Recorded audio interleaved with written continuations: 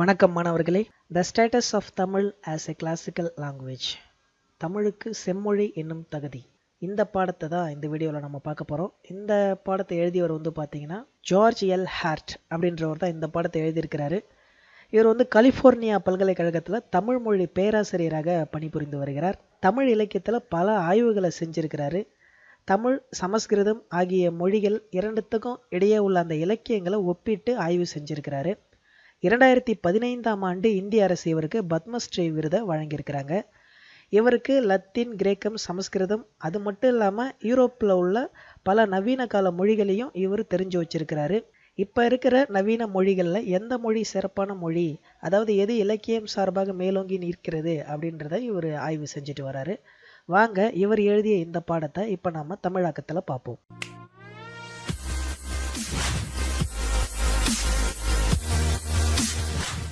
உங்களுக்கு தெரியுமா, முனைவர் உவே சாமிநாத ஐயர் தமிழ் தாத்தா என அழைக்கப்படுகிறார். 1885 பிறந்த அவர் 1942 மறைகிறார். அதே போல தாமோதர பிள்ளை அவர் 1832 பிறந்து 1901 மறைஞ்சு போயிடுறார். இவங்க இரண்டு பேருமே தமிழ் சான்றோர்கள். பழங்கால பனையோலைகள் மற்றும் கையெழுத்து பிரதிகளை இவர்கள் இருவரும் தொகுத்திருக்கிறாங்க. மேலும் அவர்கள் புராதன கால இலக்கியங்களை மறுசீரமைத்ததில் முதன்மை பங்கு வகிக்கிறார்கள். அதற்கான முதன்மை சான்றுகள் அப்படின்னு பார்த்தீங்கன்னா, நேரடியாக மக்களால் எழுதப்பட்டவை அல்லது அத்தகைய செயல்களை கண்டவர்களின் குறிப்புகளை தொகுத்திருக்கிறாங்க. இரண்டாம் நிலை சான்றுகள்னு பார்த்தீங்கன்னா, முதன்மை சான்றுகள் தொடர்பான கருத்துருக்களை இவங்க சேமித்து அதோடு கூட அட்டாச் பண்ணி வச்சிருக்கிறாங்க. சரி, வாங்க இப்போ பாடத்தை பார்ப்போம். திரு ஜார்ஜ் எல் ஹார்ட் இவர் ஒரு மொழியாளர். உலகில் உள்ள தொன்மையான செம்மொழிகள் தொடர்பான ஒப்புமையை இவர் செய்திருக்கிறார். நாம் இப்பொழுது அவரது பார்வையில் செம்மொழிகளில் முதன்மையான மற்றும் சிறப்பான மொழி எது என்பதை இப்ப காண்போம். ஏப்ரல் 11, 2000 பேராசிரியர் மறைமலை அவர்கள் என்னை செம்மொழி என்ற அந்தஸ்தில் தமிழ் இருக்கும் நிலையை பற்றி எழுதுமாறு கேட்டுக்கொண்டார். அவரது வேண்டுகோள் எனக்கு மகிழ்ச்சியை தந்தது என்று ஆசிரியர் தொடங்குகிறார். நான் பார்க்லே நகரில் உள்ள கலிஃபோர்னியா பல்கலைக்கழகத்தில் 1970ஆம் ஆண்டு முதல் தமிழ் பேராசிரியராக பணிபுரிந்து வருகிறேன். தற்பொழுது அந்த நிறுவனத்தின் தமிழ் ஆய்வு இருக்கையின் தலைவராகவும் இருக்கிறேன். ஹார்வர்டு பல்கலைக்கழகத்தில் சமஸ்கிருதம் படித்து 1970ஆம் ஆண்டு நான் பட்டம் பெற்றேன். எனது முதல் பணி 1969இல் மேடிசன் நகரில் உள்ள விஸ்கான்சின் பல்கலைக்கழகத்தில் சமஸ்கிருத பேராசிரியராக துவங்கப்பட்டது. தமிழ் மற்றும் சமஸ்கிருதம் தவிர லத்தீன், கிரேக்கம் ஆகிய மொழிகளில் உள்ள மூல நூல் இலக்கியங்களை நிறைய வாசித்துள்ளேன். ஒப்பீட்டு மொழியியல் என்ற துறையோடும் நவீன ஐரோப்பிய இலக்கியங்கள் என்ற துறையோடும் நான் தொடர்புடையவன். முதலாவதாக நான் ஒன்றை தெளிவாக சொல்லிவிடுகிறேன். எந்த அளவுகோல்களின் படி பார்த்தாலும் உலகில் உள்ள பெரிய செம்மொழி இலக்கியங்களிலும் பாரம்பரியங்களிலும் தமிழ் மொழி ஒரு சிறப்பான ஒரு இடத்தை பெறுகிறது. இதற்கான காரணங்கள் பல உள்ளது. நான் அவற்றை ஒவ்வொன்றாக பரிசீலிக்கிறேன். முதலாவதாக, தமிழ் ஒரு குறிப்பிடத்தக்க பழமை வாய்ந்தது. அது நவீன கால இந்திய மொழிகளை காட்டிலும் 1000 ஆண்டுகள் காலத்தால் முந்தையது. மிக முற்பட்ட கல்வெட்டுகளில் இருந்து அதன் பழமையான நூலான தொல்காப்பியத்தில் உள்ள சில பாகங்கள் கிமு 200ஐ சார்ந்தவை என்று நிர்ணயிக்கலாம். பழந்தமிழின் சங்க இலக்கிய தொகுப்புகளும் 10 பாட்டும் கிறிஸ்து பிறப்பதற்கு முன் உள்ள காலத்தில் இருந்த முதல் 2 நூற்றாண்டுகளை சேர்ந்தவை. அவை இந்தியாவில் எழுதப்பட்ட முதல் பெரிய மதசார்பற்ற கவிதை படைப்பு ஆகும். அவை காளிதாசனின் படைப்புகளுக்கு 200 ஆண்டுகளுக்கு முற்பட்டவை. இரண்டாவதாக, சமஸ்கிருதத்தில் இருந்து தோன்றாமல் இந்தியாவுக்கே உரித்தான சுதேச இலக்கிய பாரம்பரியத்தை உள்ளடக்கியதாக தமிழ் மொழி உள்ளது. உண்மையில் அதன் இலக்கியம் தென்னிந்தியாவில் சமஸ்கிருதத்தின் தாக்கத்திற்கு முன்பாகவே உண்டாகிவிட்டது. சமஸ்கிருதம் மற்றும் இதர இந்திய மொழிகளில் உள்ளவற்றிலிருந்து தரத்தில் அது மாறுபடுகிறது. அதற்கென்று ஒரு யாப்பிலக்கணம், இலக்கண மரபு, இலக்கிய சுவை மற்றும் இவைகளுக்கெல்லாம் மேலே தனித்துவமான பெரிய இலக்கிய திரட்டுக்கள் அதில் உள்ளன. சமஸ்கிருதத்திலோ அல்லது வேறு இந்திய மொழிகளிலோ உள்ள இந்திய இலக்கிய உணர்விலிருந்து அது வேறுபட்டு தன்னை தனித்துவப்படுத்திக் கொள்கிறது. அது தனக்கே உரித்தான செழுமையான விரிவான அறிவு பாரம்பரியத்தை கொண்டுள்ளது. மூன்றாவதாக, சமஸ்கிருதம், கிரேக்கம், லத்தீன், சீனம், பாரசீகம், அரபி ஆகிய மொழிகளின் மாபெரும் இலக்கியங்களுக்கு அண்மையில் அமரும் தன்மை கொண்டதாக தமிழ் செம்மொழியின் தரம் உள்ளது. அதன் உயர்வும் ஆழமும், அதன் பல்வேறு வரை வெள்ளைகளும், அதன் பொதுமை பண்பும் தமிழை உலகின் உயரிய செம்மொழி பாரம்பரியங்களில் ஒன்றாக தகுதிப்படுத்தி விடுகிறது. தமிழ் இலக்கியம் ஒன்றே கீழான நிலையில் உள்ளவற்றையும் விரிவாக அணுகும் முன் நவீன இந்திய இலக்கியமாகும். உலகின் மிகப்பெரிய நீதி நூல் திருக்குறள் என்று அனைவரும் அறிவர். ஆனால் இது தமிழ் செவ்வியல் இலக்கிய மரபில் வந்த எண்ணிறந்த பெரிய பலதரப்பட்ட நூல்களில் ஒன்றே. இந்த மிகப்பெரிய இலக்கியம் நாடி ஆய்வு செய்து விளக்காத மனிதகுலமே இல்லை. இறுதியாக தமிழ் மொழியானது நவீன இந்திய கலாச்சாரத்திற்கும் பாரம்பரியத்திற்கும் முதன்மையான தனித்துவமுள்ள இலக்கிய தோற்றுவாய்களில் ஒன்றாக உள்ளது. தென்னிந்திய மரபு சமஸ்கிருத கவிதை மரபில் உண்டாக்கின தாக்கத்தை குறித்து நான் விரிவாக நிறைய எழுதியுள்ளேன்.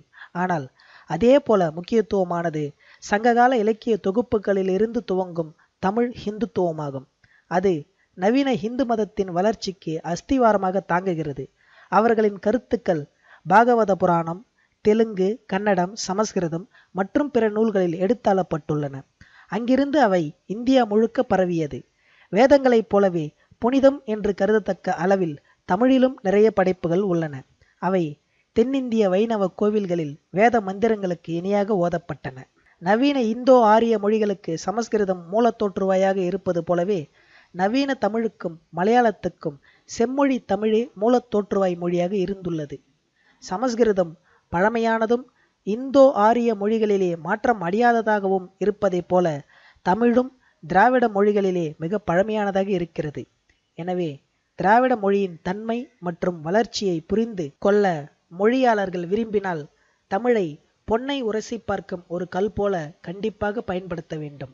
உங்களுக்கு தெரியுமா, தமிழ் இருக்கை என்பது தமிழ் கலாச்சாரம் மற்றும் மொழியை உலகளாவிய அளவில் காத்து பெருமையடைய செய்வதற்கான ஒரு அமைப்பாக ஏற்படுத்தப்பட்டதாகும். ஹார்வர்டு பல்கலைக்கழகத்தின் தமிழ் இருக்கையானது 40 கோடி ரூபாய் செலவில் ஏற்படுத்தப்பட்டுள்ளது. அது தேர்ந்தெடுத்தல் மற்றும் படிப்பை அமல்படுத்துவதற்கான கட்டணத்தையும் உள்ளடக்கியது.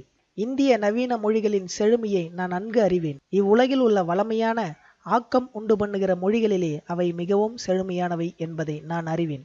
அவை ஒவ்வொன்றும் உலகின் எந்த பெரும் இலக்கியங்களோடும் இணையாக நிற்கிற அளவுக்கு நவீன இலக்கியங்களை, பெரும்பாலும் இடைக்காலத்திய இலக்கியங்களை உண்டு பண்ணியிருக்கின்றன.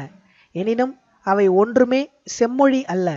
ஆங்கிலமும் பிற நவீன ஐரோப்பிய மொழிகளைப் போலவே கிரேக்கத்தை தவிர்த்து அவை வெகு முன்னரே இருந்த மரபுகளின்படி வெகு தாமதமாய் உருவாகி 2ஆம் பத்தாயிரத்தில், அதாவது செகண்ட் மில்லினியம் அந்த காலத்தில் வளர்ச்சியுற்றன. செவ்வியல் மரபுக்கென்று பல்வேறு அளவுகோல்களின்படி ஒரு மொழி இருக்க வேண்டும். அது புராதனமாக இருக்க வேண்டும். அது சுதந்திரமான பாரம்பரியத்தில் தோன்றியிருக்க வேண்டும். பிறிதொரு மொழியின் பாரம்பரியத்தில் இருந்து கிளைத்து தோன்றியிருக்கக்கூடாது. அது தனக்கென ஒரு அளவில் பெரிதான செழிப்பான புராதன இலக்கியத்தை கொண்டிருக்க வேண்டும். இந்தியாவின் பிற மொழிகளைப் போல அல்லாது தமிழ் இந்த அளவுகோல்களின்படி உள்ளது. அது மிக பழமையானது. லத்தீனை போலவும் அரபு மொழியை விடவும் பழமையானதமாக உள்ளது. அது சமஸ்கிருதம் அல்லது பிற மொழிகளின் தாக்கம் எதுவும் இல்லாமல் தனித்துவ சுய பாரம்பரியத்தின் மேல் எழுந்தது. அதன் புராதனமான இலக்கியம் விவரிக்க இயலாத அளவுக்கு விரிவும் செழிப்பும் உள்ளதாக உள்ளது. உலகின் செம்மொழிகளில் தமிழே மிகச்சிறந்த மொழி என்ற தகுதியுடன் வெளிப்படையாய் தெரிகிறது என்பதை இம்மொழியை அறிந்தவர் காண்பார். தமிழ் ஒரு செம்மொழி என்பதை நிராகரிப்பது இந்திய கலாச்சாரத்தின் முக்கிய மையமான பெருமையையும் செழிப்பையும் அறவே நிராகரிப்பதாகும். தங்கள் உண்மையுள்ள ஜார்ஜ் எல் ஹார்ட் என்று இந்த பாடத்தை ஆசிரியர் முடித்திருக்கிறார். உங்களுக்கு தெரியுமா, பிசி என்பது கிறிஸ்து பிறப்பதற்கு முன்பு உள்ள வருடங்களை குறிக்கும். ஏடி என்பதன் விரிவாக்கம் அனோ டாமினி. இதன் அர்த்தம் நம்முடைய தேவனின் வருடம் என்பதாகும். இது கிறிஸ்து பிறந்த வருடத்திற்கு பிந்தைய வருடங்களை குறிக்கும்.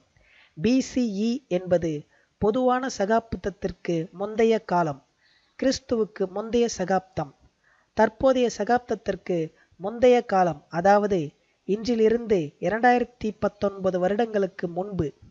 சிஇ என்பது பொதுவான கால சகாப்தம், கிறிஸ்துவ சகாப்தம், தற்போதைய சகாப்தம் என்று அர்த்தமுடையது. பிசி என்பதும் பிசிஇ என்பதும் ஒரே காலக்கணக்கை குறிக்கின்றன. ஆனால் பிசிஇ என்பது சமய சார்பற்றது. அதுபோல ஏடி மற்றும் சிஏ என்பதில் சிஇ என்பது சமய சார்பற்றது. ஓகே மாணவர்களே, மீண்டும் இதுபோல ஒரு பயனுள்ள வீடியோவில் உங்கள் அனைவரையும் சந்திக்கிறேன். Until this is Ramji, take care, bye bye.